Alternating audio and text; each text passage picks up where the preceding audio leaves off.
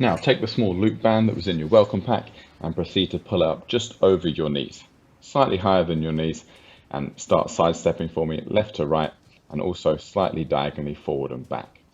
This will help activate all the muscles through your glutes, legs, hips and lower back and prepare you for training or anything that you're ready to be doing. Once you've done 4 or 5 steps each side and forward and back, you will definitely feel something in the glutes and also through the front of your legs, which are your quads.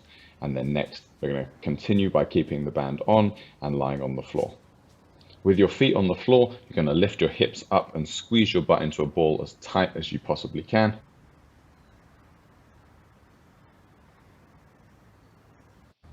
Next, you're going to take the long resistance band and with your palms facing down, you're going to pull it across your chest so you get a nice stretch across the chest and your shoulders.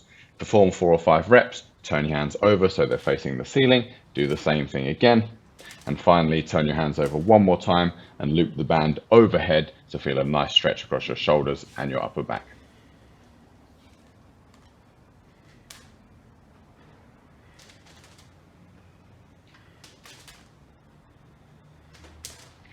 Now you're going to take your massage ball, place it on the floor and put one foot on top of it and slowly and gently massage the bottom of your underside of your foot using the massage ball.